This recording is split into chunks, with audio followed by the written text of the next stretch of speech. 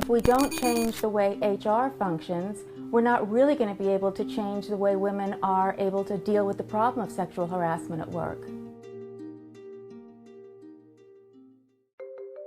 I was really interested in the height of the MeToo movement to see what HR was doing, how they were going to respond to this crisis.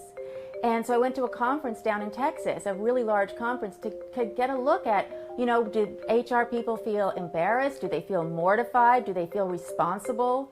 Or are they very angry that things they've been trying to get changed for a long time never were changed, and now it's all come to this horrible revelation of so much harassment in the workforce?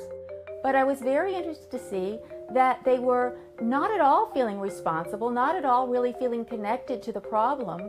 Ever since Anita Hill, we've built up and built up and built up the idea that HR is what's going to help and HR is what's going to solve the problem. We don't have any evidence that it does.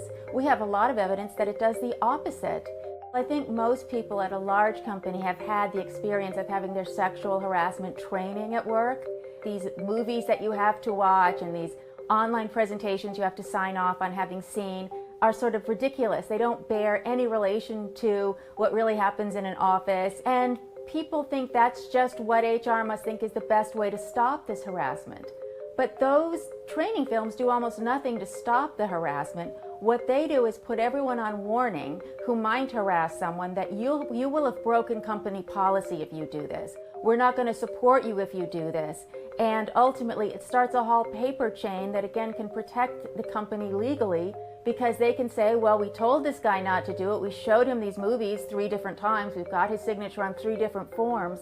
And so all of that time that's being spent that feels like it must be in service of protecting people from sexual assault or sexual harassment at work, oftentimes is really protecting the company from the long-term consequence of that harassment. I think that everybody has the general understanding that HR is there for the company more than for the worker. We understand that in the abstract, but when you're really on the job and you kind of get to know your HR representative, often she's someone who helps you in all sorts of ways and gets you the benefits that you want and helps you to figure out things in your personal life, you end up oftentimes feeling that she really is on your side.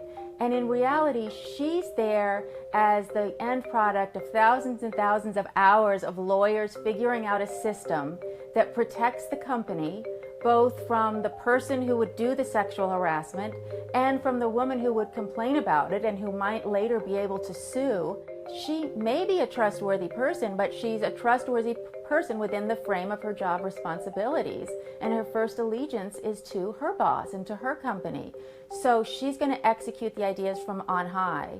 HR is in the very middle of the MeToo issue.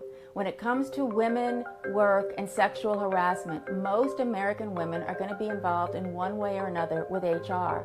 And unfortunately, it doesn't work very well. And women are going to have to start putting some pressure on companies to say this system just doesn't work for us.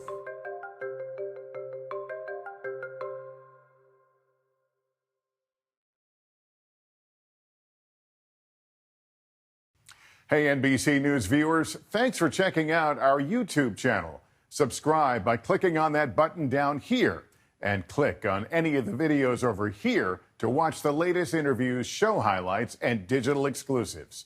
Thanks for watching.